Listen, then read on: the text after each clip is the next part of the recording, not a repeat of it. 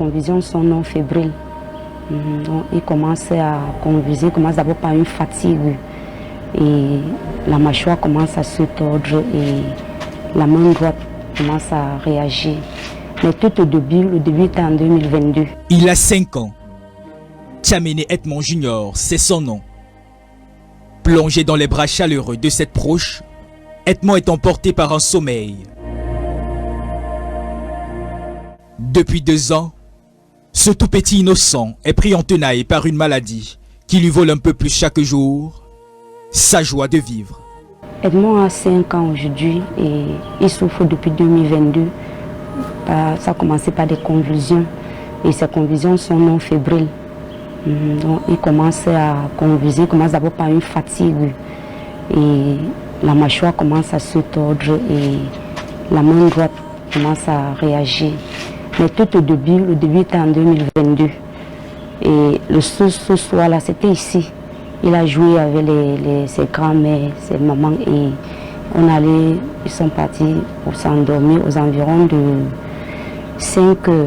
On a constaté qu'il avait beaucoup bavé et directement on l'a amené à dispensaire l'unité. Heureusement, on a eu un très bel accueil là-bas. C'est là où ils ont dit que ça nécessite l'oxygène. On l'a mis sur oxygène, c'était en février 2022. Donc c'est le début de sa maladie. Une maladie que le corps médical ne parvient pas à diagnostiquer d'aussitôt. Des convulsions non fébriles qui vont se multiplier, obligeant les parents du petit Edmond à parcourir les formations sanitaires à la recherche de la solution, sans jamais en trouver.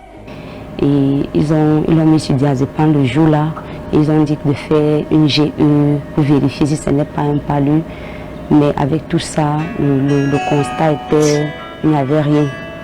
On ne chauffait pas. Et ils l'ont mis sur oxygène.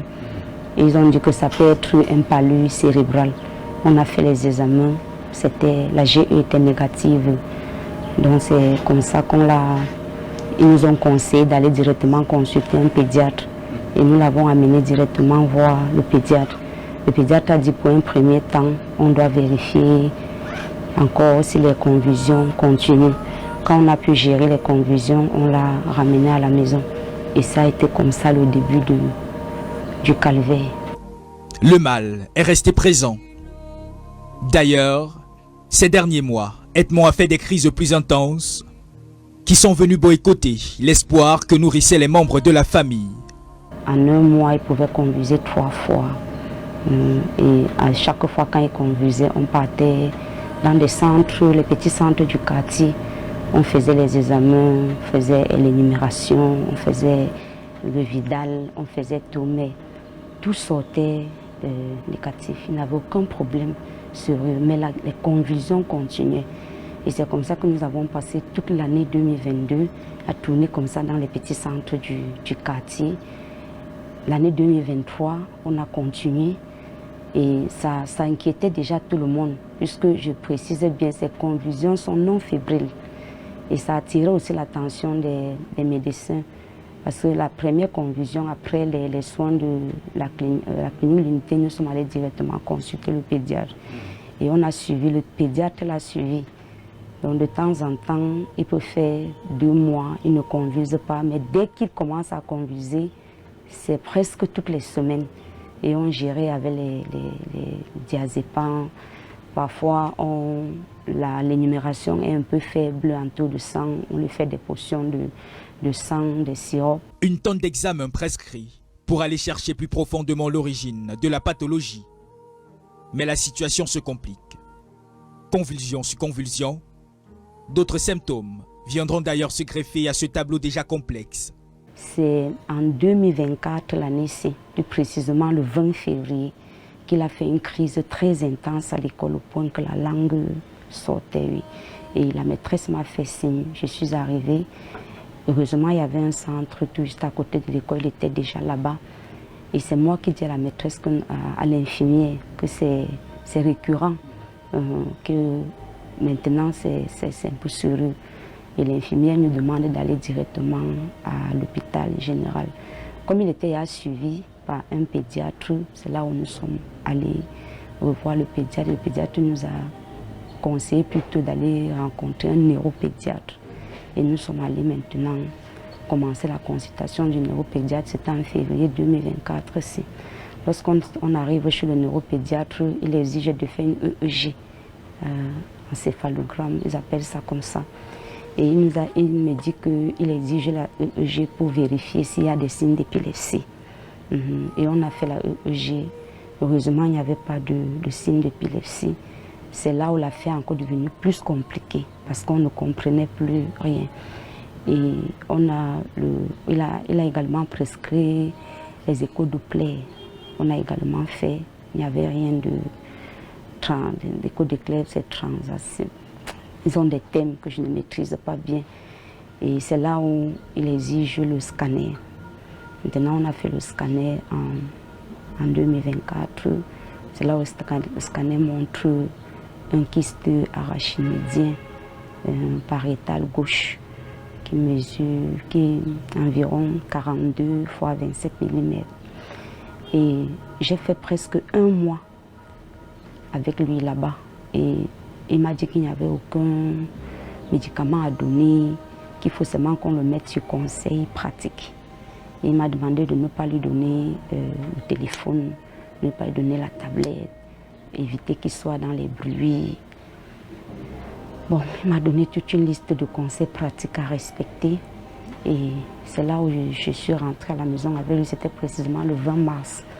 Mais curieusement, j'arrive à la maison avec lui le 20 mars. Le 23, il fait encore une autre crise. Mais la langue ne sortait pas, la langue descendait plutôt. J'étais à Yaoundé. C'est là où je le ramène directement à la Fondation Chantabia, avec tous les clichés qu'on a eu à faire. Quand j'arrive à la Fondation Chantabia, ils exigent de faire un autre scanner. Je n'avais pas d'argent pour le faire. Ils ont mis l'enfant sur c'est Métril ou c'est quoi. C'était un médicament très fort, c'était pour gérer les convulsions. Quand on le mettait ça, moi-même je pensais qu'il partait déjà. Mais l'infirmière me rassurait que ça va passer. J'ai fait 5 jours là-bas avec lui. J'ai supplié au major de me libérer parce qu'en fait je n'avais plus d'argent. Et je lui ai dit que bon, comme il est déjà suivi par un neuropédiatre, je préfère qu'on gère les convulsions. Et je rentre à la maison avec lui, là il va continuer à être suivi. Mais donc je rentre à la maison avec lui, je fais pratiquement 6 jours. Il retombe encore dans les convulsions. Là j'étais tellement troublée, je l'ai amené tout juste dans un petit centre au quartier. Et j'ai présenté tous les papiers. Et la dame a dit que oui, avec ça, elle ne peut pas suivre l'enfant. J'ai dit que bon, le neuropédiatre m'a donné les conseils techniques, les conseils pratiques. Et c'est ça que je suis en train de respecter.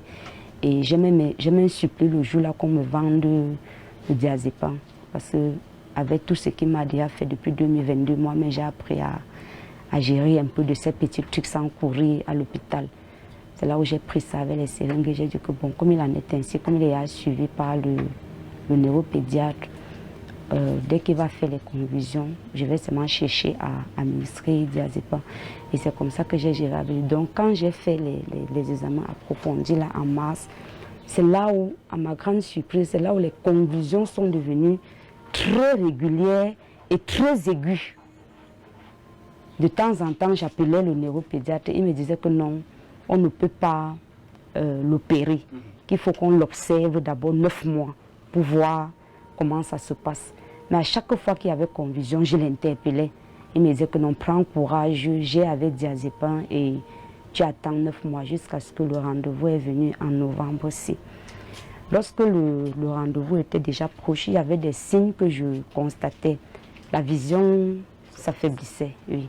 Sa main droite n'est plus, bon, n'est même plus, elle n'est pas active et elle séchait. Donc voilà le constat que j'ai fait avant que les 9 mois de... Je suis maintenant revenue avec lui en novembre aussi. J'arrive maintenant chez le spécialiste, c'est là où il dit qu'avec tout ce que l'enfant est en train de présenter et le nombre de convulsions qui sont devenues encore plus régulières, on va passer à l'IRLM. Donc pour le moment, la difficulté c'est l'IRLM et les convulsions continuent.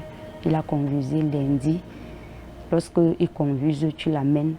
Lorsqu'on lit le bilan, on dit qu'il n'y a rien à faire. Il faut seulement suivre ce que le spécialiste dit.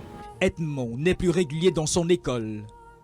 Il est désormais exigé pour son éducation, une école pour des personnes à besoins spécifiques. L'année dernière, il a arrêté l'école en décembre. Comme cette année, il est en train d'arrêter en novembre. Puisque depuis novembre, il n'est pas à l'école.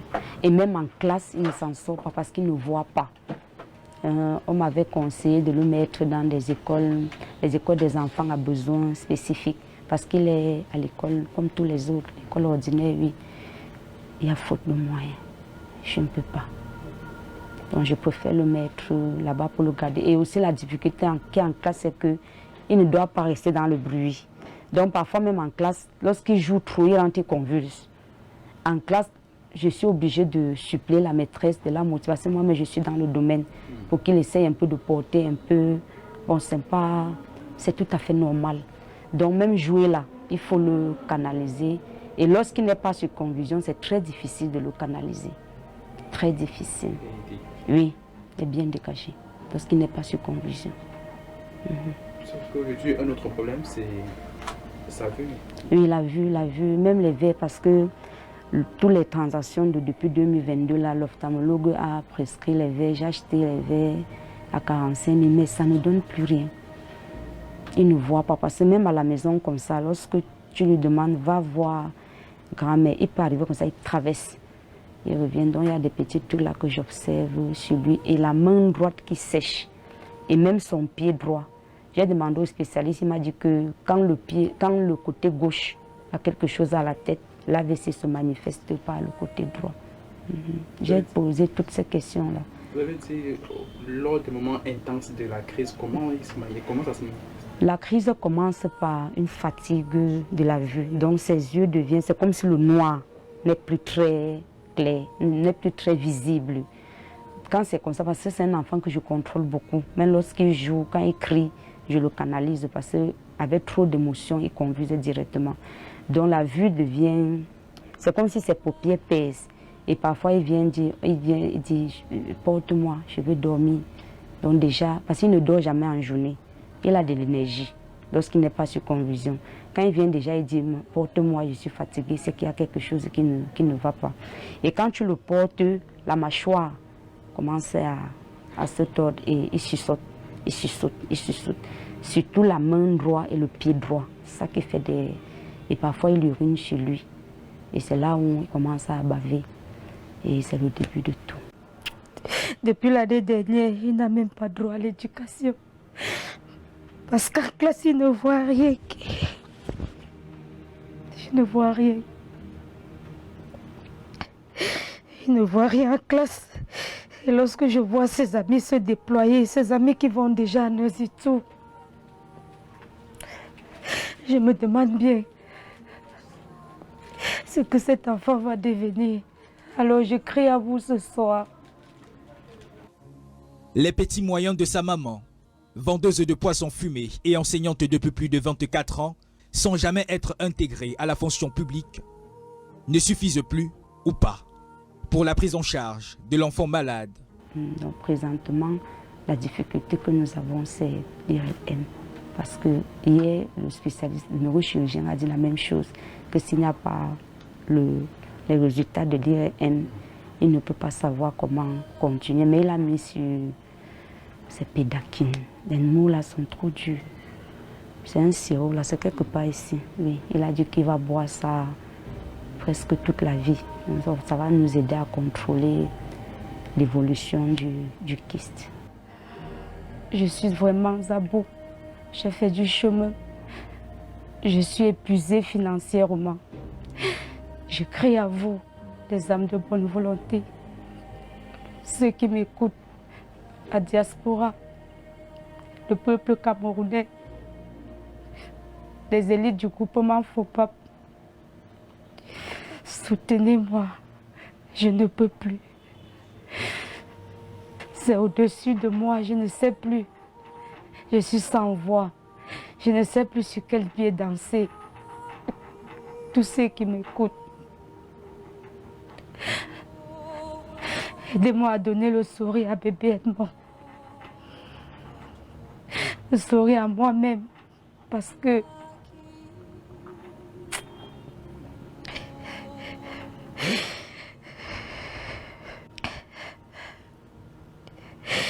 S'il faut que j'entre dans le détail même de sa vie.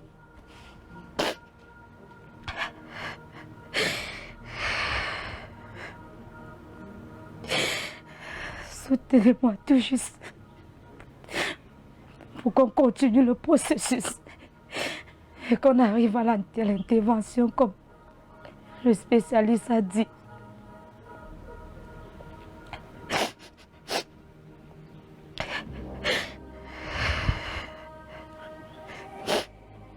Aidez-moi net pour que bébé elle monte.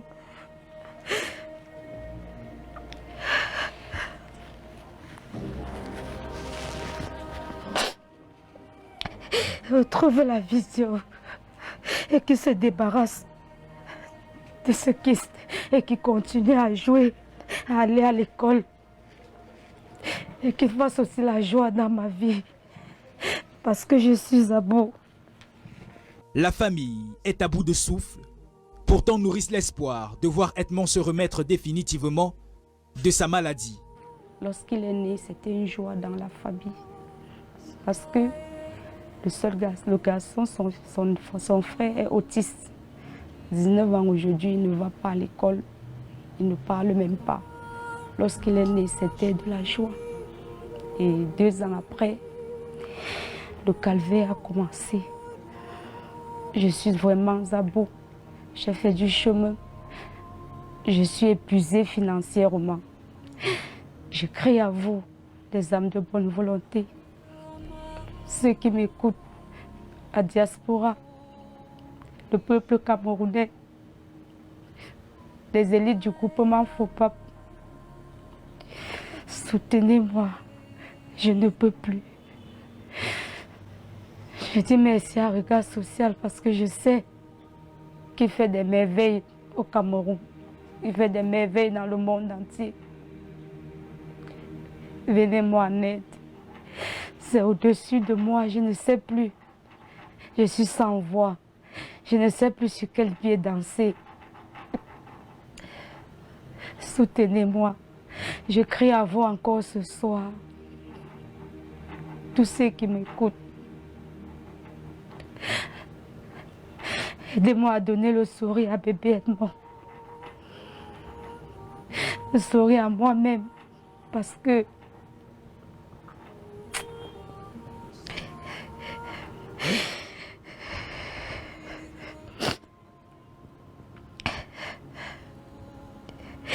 s'il faut que j'entre dans le détail même de sa vie.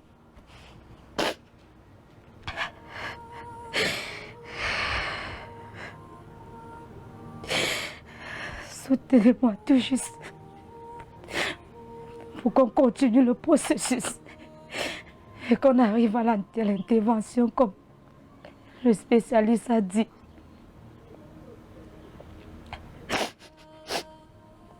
Une âme innocente qui mérite notre compassion, celle de la chaîne de la solidarité, afin qu'Edmond, lui aussi, puisse connaître le bonheur. Dans les crises comme ça, là, quand il se réveille ici, il va jouer ici, tu diras que, tu vas dire seulement que c'est l'enfant, on dira que ce n'est pas l'enfant, alors qu'il est comme il est.